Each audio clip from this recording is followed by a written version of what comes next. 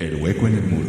Estamos con Sebastián, el Sebas, con quien vamos a conversar esta temática que nos hemos propuesto esta semana respecto a los discursos de las ultraderechas conservadoras y cómo estos mismos están siendo adoptados y asumidos dentro de nuestro imaginario social. ¿Y qué hacemos frente a estos discursos? Pues para eso estamos con Sebas, a quien le voy a pedir primero, antes de entrar en el tema de conversación, que pueda presentarse con quienes nos están escuchando. Pues, Sebas, te paso el micrófono para que te puedas presentar a ti, a lo que vienes realizando de manera individual y colectiva y conocernos y acercarnos un poco más al trabajo. Muchas gracias, Has, y bueno, muchas gracias siempre a la Huayna Tambo y a este espacio del hueco en el muro. Bueno, yo me llamo Sebastián, ya lo dijeron, soy profesor de biología en colegio y de geografía, y a veces cuando me dejan también de un poquito de historia de Bolivia. Tengo el privilegio de enseñar en un colegio donde se nos permite articular las materias, pero al mismo tiempo también soy militante de una organización, de la Liga Obrera Revolucionaria por la Cuarta Internacional, y bueno, como, qué sé yo, como ética de maestro, siempre se trabaja dentro del aula y se trabaja, bueno, fuera del aula, y bueno, trabajamos diferentes aspectos. Yo trabajo diferentes aspectos como educador y como militante, pero persiguiendo, digamos, un mismo horizonte, y entonces estoy muy agradecido de poder hablar sobre este tema en concreto, que es el avance de las derechas y de sus discursos de odio. Entonces, eso, gracias, Has.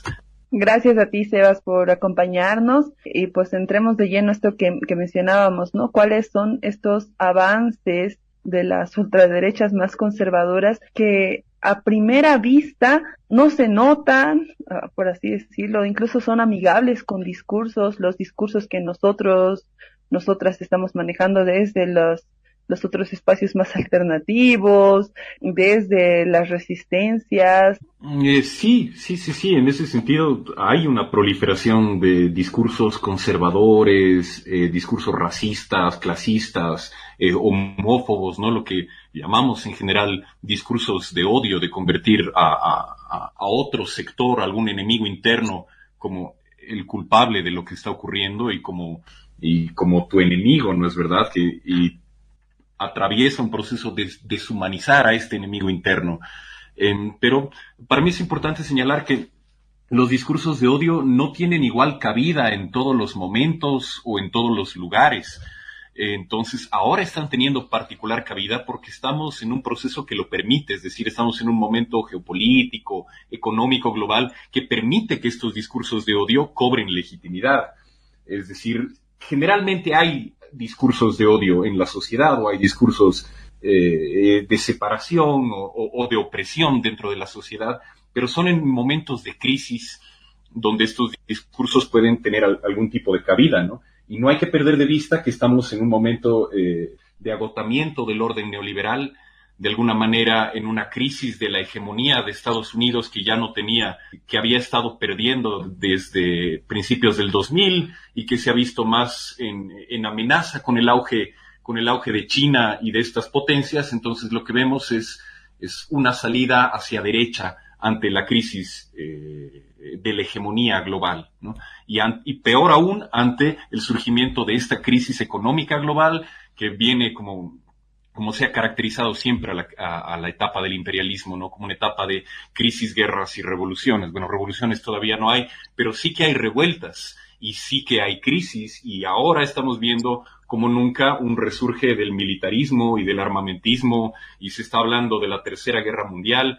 Entonces, estos discursos de odio son, como solemos ver, una salida de emergencia del sistema hacia derecha, para no señalar claramente cuál es el enemigo, cuál es la causa de las crisis, cuál es la causa de las guerras. Y en ese sentido, por eso estamos viendo cómo en países como América Latina vuelve a resurgir el racismo, cómo vuelve a resurgir los discursos antimigrantes, sobre todo contra latinos y contra las comunidades árabes o islamitas en Estados Unidos y en Europa, el sionismo como probablemente la encarnación más brutal de esta etapa, de estos discursos de odio, de este surgimiento de una internacional de derecha y de la deshumanización del otro, ¿no? El genocidio en Gaza es probablemente la cristalización de toda esta porquería.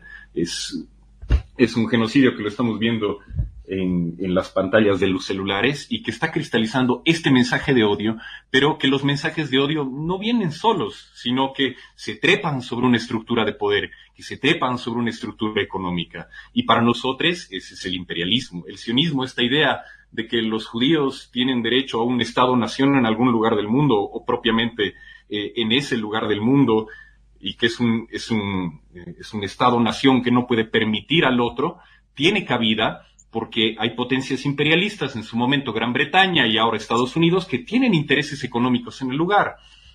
Y que, bueno, este genocidio que ya viene desde 1948 con diferentes exacerbaciones, cobra ahora una aceleración aprovechando la crisis global, ¿no? Y aprovechando esta destrucción del orden mundial que se había establecido con el neoliberalismo y con estas instituciones del pacto de Bretton Woods, que en algún momento habían ganado cierta legitimidad. Se decía el fin de la historia, decía Fukuyama, ¿no es verdad? Hay un orden global establecido, o como decía Hinckley, el neoliberalismo es el fin de las utopías.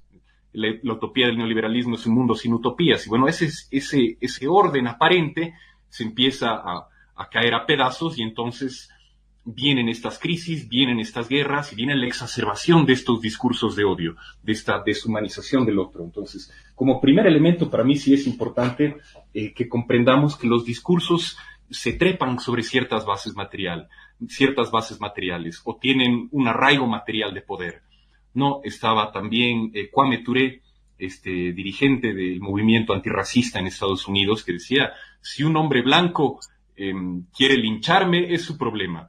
Pero si un hombre blanco tiene el poder para hacerlo, entonces es mi problema. Entonces Kwame Ture decía, el racismo no es una cuestión de actitud, no de fondo, porque sí, también hay un tema ideológico, hay un tema de creencias, pero el tema de fondo es un tema de poder ejercer realmente opresión de un grupo sobre otro, o de excluir a otro grupo, y de que haya una crisis a la cual puedas culpabilizar, por la cual puedas culpabilizar a ese otro grupo. Para mí ese es un primer elemento importante, Has.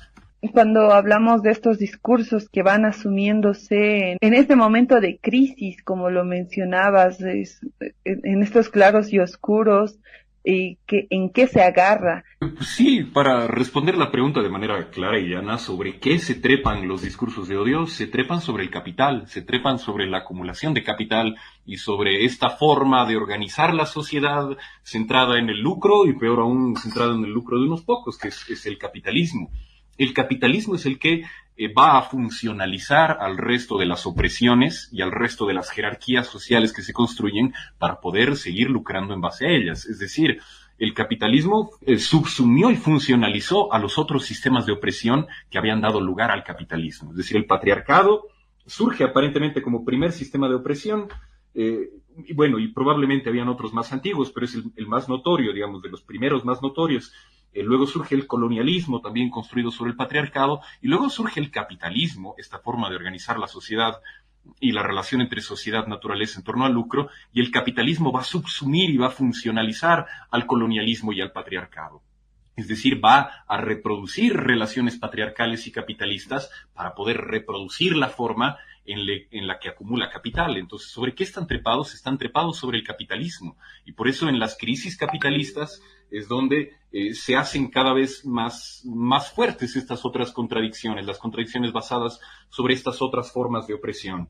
Y entonces, yo no estoy de acuerdo con el diagnóstico de que hay un péndulo que va de izquierda a derecha en América Latina, porque la izquierda y la derecha es como el norte y el sur. Donde tú te pares en el espectro político va a haber izquierda y derecha, y donde tú te pares en cualquier lugar del globo terráqueo va a haber norte, sur, este y oeste, ¿no? Entonces, bueno, dentro de lo que te permiten las elecciones o el sistema político, sí, cada vez más nos estamos derechizando, y entonces en las urnas el candidato de izquierda está cada vez más a la derecha y el candidato de derecha está también cada vez más a la derecha. Más bien el problema en América Latina es que no se ha golpeado al capitalismo en sus bases materiales, es decir, no se ha golpeado la base material de estos discursos de odio, ¿no? Y eso lo hemos visto en Bolivia y en diferentes lugares de América Latina, cuando los gobiernos progresistas no han terminado de destruir las bases materiales de la derecha y de los grupos fascistoides o de los grupos ultraconservadores, sino se ha destruido esa base material que es la burguesía agroindustrial, el capital financiero y qué sé yo. Es de ahí de donde sale la base material para estos grupos construidos a partir de discursos de odio y que terminan luego quemando huipalas y que terminan enarbolando discursos racistas, ¿no? Es más bien ahí donde habría que golpear para acabar con los discursos de odio, para acabar con la base material de los discursos de odio. Ahora, obviamente, sobre eso también tiene que haber un repensar o una reconstrucción de la ética, una recomprensión de la relación entre personas, de la relación ser humano-naturaleza, pero esas reconstrucciones tienen que venir de la mano con golpear los intereses materiales y los intereses reales y la base del poder material y la base del poder económico de estos grupos que enarbolan discursos de odio. Y para nosotros eso es articular las múltiples formas de opresión y fundamentalmente las formas de explotación, es decir, articular las luchas de los universitarios, de los pueblos indígenas, de los pueblos campesinos, de los pueblos excluidos, ante una creciente también militarización y criminalización de la protesta dentro de América Latina. Porque el militarismo se expresa de cierta manera en Europa, ¿no? Se expresa entre estados-nación. Pero cuando todo el mundo se pone en la cabeza el camuflado y el armamento, entonces el militarismo también se traduce en América Latina, pero hacia adentro, como estamos viendo, ¿no?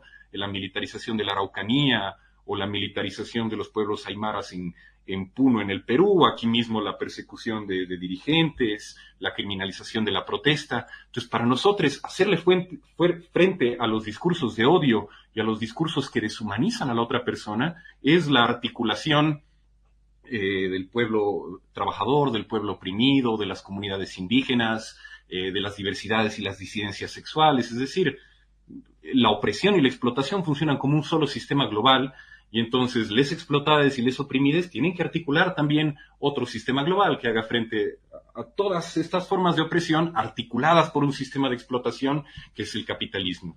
Para nosotros, esa base se llama internacionalismo y es un internacionalismo que tiene que denunciar el genocidio, que tiene que denunciar el racismo, que tiene que denunciar la homofobia y la transfobia y que tiene que construir una sola fuerza política, que tiene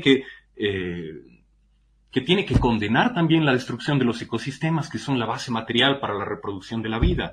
Cuando hay crisis, también se exacerba el extractivismo, ¿no? También se exacerban estos modos de dominio como la deuda externa que vienen con su tanda de líneas extractivistas, ¿no? Entonces, para nosotros, sí, si la opresión y la explotación funciona como un solo sistema global, hay que construir una fuerza política que también corresponda a un sistema global, que actúe desde lo local, desde las particularidades de cada territorio, desde las particularidades de cada sociedad, con diferentes formas de opresión, pero articuladas bajo un mismo sistema de explotación que es el capitalismo, ¿no? Y bien lo decíamos cuando conversábamos un poquito antes, que se tiende a echar la culpa de la crisis y se tiende a poner la mirada de la solución en el individuo y que seamos nosotros como individuos quienes paguemos por esta crisis, ¿no? Y nosotros decimos, no, pues que paguen de verdad quienes están impulsando esta crisis y golpemos de verdad en la base material de los discursos de odio y golpemos de verdad en el sistema que articula, promueve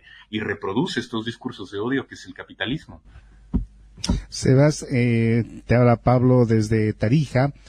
Partiendo por lo que decías, ¿no? Hay determinadas condiciones en las que uno debería considerar que el problema es de uno.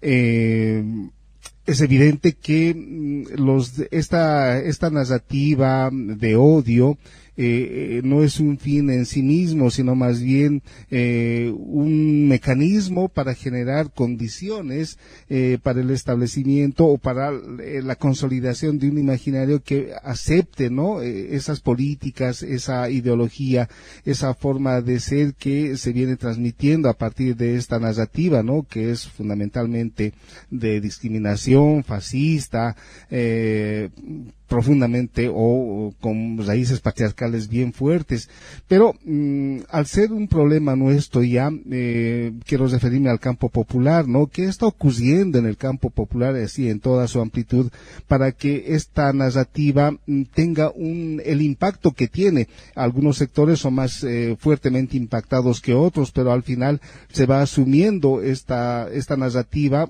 como propia en muchos casos y pues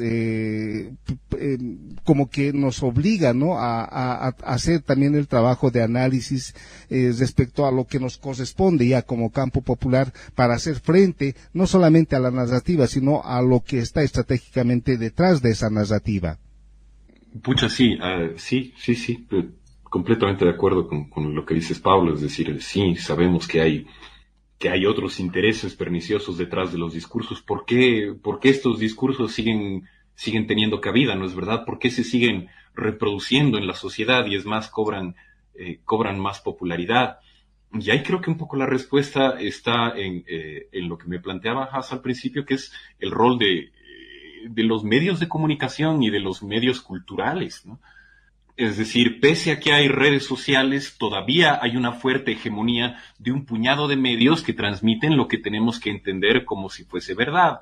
Es decir, tanto en medios de televisión como en medios de radio, que son aún los que tienen más llegada, sobre todo a los sectores que no tienen todo el tiempo para estar ahí mirando el celular y explorando diferentes tendencias, sino que desde la chamba escuchan la radio, o en el receso de la chamba, en el almuerzo, ponen un ratito la tele. Entonces hay un discurso hegemónico y es ese discurso que es el que reproduce estos roles de opresión. Entonces, por un lado, todavía tenemos un trabajo enorme contra este monopolio de la comunicación, y entonces un monopolio de lo que se entiende por la verdad, porque por supuesto que sí, incluso en los dibujos animados. Yo me acuerdo llegar a los 10 años y que cuando alguien me decía, qué sé yo, Unión Soviética, yo pensaba en un villano con un gato. Es decir, realmente no entendía cuál era la disputa ideológica detrás de cómo se comprende a la Unión Soviética. Teníamos solamente una versión dentro de la cabeza, ¿no? Y cuando prendemos la televisión y vemos un conflicto,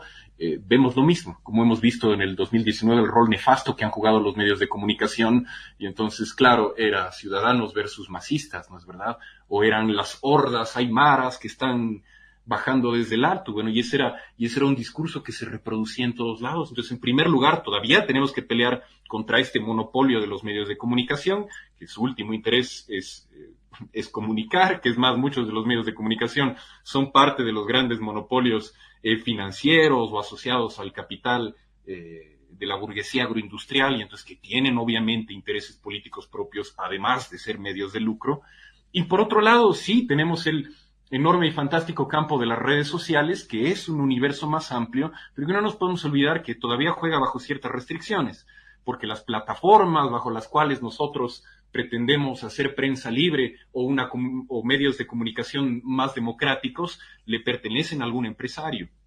Un empresario que tiene una opinión política y que va a sesgar qué tipo de información te aparece en la pantalla, ¿no? Que no es absolutamente neutral y que, claro, dicho sea de paso, va a tratar de hacerte creer que tienes razón, particularmente cuando son opiniones de derecha en general, y particularmente cuando son tendencias conservadoras y qué sé yo, que se alinean en los intereses del dueño de esta plataforma. Por eso se habla ahora incluso del feudalismo digital, ¿no es verdad? Porque te dicen, todo lo que tú haces en Internet lo haces en una plataforma que le pertenece a un puñado de empresarios que tienen una postura política y que tienen intereses económicos. Por un lado eso. Por otro lado, dentro de las redes sociales tienes el problema de que es tan democrático el asunto que a veces tienes problemas de verificar qué datos son ciertos. Entonces, el otro problema con el que peleamos dentro de los medios de comunicación más abiertos como las redes sociales es la posverdad. Es decir, donde los hechos objetivos y las narrativas lógicas de estos hechos objetivos pasan a segundo plano, y lo primero que importa es la sensación. Entonces te muestran fragmentos de video con ya una narrativa ahí abajo que te manipulan emocionalmente y te hacen más propenso a aceptar determinado discurso, que otra vez tienden a ser discursos conservadores o de odio o de derecha o autoritarios. Entonces, bueno, ese es dentro de lo que es la comunicación. Ahora, también ocurre en las artes, también ocurre en la educación, porque son roles que han sido mercantilizados y entonces que por lo general van a estar alineados con la ideología dominante de turno, nacional o internacional. Entonces, ahí creo que sí, la pregunta de Pablo tiene mucho asidero. Lo que sí puedo decirte es qué sector nos interesa que no permeen estos discursos de odio de manera prioritaria. Y bueno, esos sectores son, para nosotros como agrupación marxista, es fundamentalmente la clase obrera. Para nosotros es importante resaltar el rol de la clase obrera, no como no como único sujeto, pero como un sujeto que tiene un rol central dentro de poder transformar este sistema culturalmente, materialmente, ecológicamente. Es decir, para nosotros la clase obrera es la que hace que se reproduzca este sistema económico. Y cuando hablamos de clase obrera, ya no estamos hablando, como mucha gente se imagina, el obrero industrial metido ahí en la fábrica, como en tiempos modernos de Chaplin, sino en cualquier persona que tiene que trabajar para poder vivir. Es decir, que si no recibe su salario un mes, o ponerle 2 meses, entonces no va a poder pagar el alquiler, o no va a poder, no sé, pues pagarse la pensión, o pagar lo que tenga que pagar. Para nosotros esa es la clase trabajadora. Y sobre esa clase, sobre ese conjunto de personas que es una clase heterogénea, diversa, racializada, feminizada, con múltiples identidades étnicas, repartida por todo el mundo, es ese grupo de personas como clase la que hace andar este modo de producción que funcionaliza los discursos de odio. Entonces, es esa clase la que tiene todavía un potencial fundamental para paralizarle la producción al capitalismo y para reconstruir la producción y sobre esa base reconstruir otras formas de sociedad, esas formas de sociedad que pensamos, plurales, diversas, inclusivas, humanistas, naturalistas. Entonces, para nosotros eso es fundamental y obviamente eso lo tiene que hacer en articulación con los demás sectores oprimidos, con las diversidades sexuales genéricas, con los movimientos ecologistas, con los movimientos de mujeres, feministas, qué sé yo, pues no, con todos los movimientos golpeados o excluidos de este sistema, porque cada vez hay más excluidos, pero es importante que este sector cobre conciencia social y que probablemente pueda convertirse en la base sobre la cual construir esta otra sociedad. Por eso te digo, realmente no sé a quién le permea más fácilmente los discursos de odio. Sí tendería a creer que son las capas medias. Tradicionalmente todos los discursos fascistas, protofascistas o fascistoides se han apoyado en gran medida sobre las capas medias y a veces sí sobre algunos sectores obreros, pero para nosotros es este el sector que puede transformar la vaina y entonces es importante hacer la disputa cultural, ideológica, simbólica en estos sectores. Sebas, te agradecemos por estos aportes y estos apuntes que nos has venido compartiendo el día de hoy. Bueno, los tiempos en la radio son muy cortos, pero nos encantaría tener un segundo espacio también donde podamos seguir conversando y así como mencionas, compartiendo el trabajo que vienes realizando y estas, o sea, más allá de esto amplio que hemos venido conversando y que nos has compartido, sino aterrizar en estas otras formas en las que miramos las resistencias desde, en este caso, como lo mencionabas, desde los obreros, desde las obreras, y el trabajo que se viene realizando como en nuestros territorios desde las resistencias. Te cedo el micrófono no solo para la despedida, sino para colocar alguito más respecto a lo que tú creas que es importante recalcar y señalar.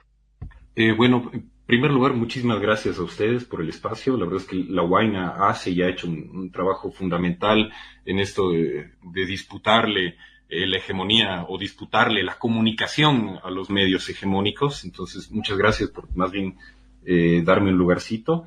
Y bueno, sí, para la gente que está escuchando y que, pucha, yo lo veo en compañeros o en estudiantes, hay una desmoralización porque chuta, se viene la Tercera Guerra Mundial, la crisis se está agravando y ahora ¿qué hacemos? Hay que organizarse, hay que pensar, leer mucho y hay que buscar gente que sienta y piensa como uno y hay que organizarse y hay que articular y hay que tejer esta red de ideas y esta fuerza política que nos permita salir de la desesperanza y hacerle frente a toda esta porquería que se nos viene encima y ojalá sí puedan haber otras ocasiones donde podamos charlar. Otra vez yo agradecidísimo con el espacio y nada, un saludo grande a toda la gente.